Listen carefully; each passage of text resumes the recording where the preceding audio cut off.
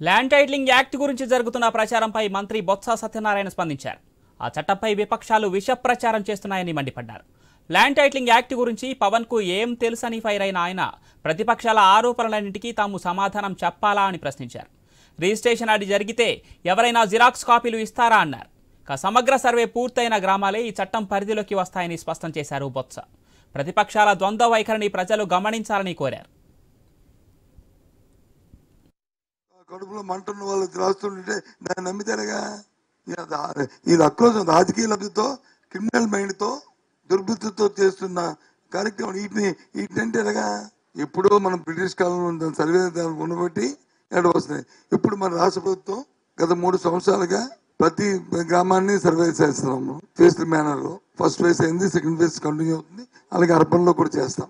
District court కాదు boss, government ఎవరు చేసుకోవచ్చు. అమరావతి కాదు బాబు అంటే నీకు అదే కదా వచ్చింది. ఏమంటాడు పవన్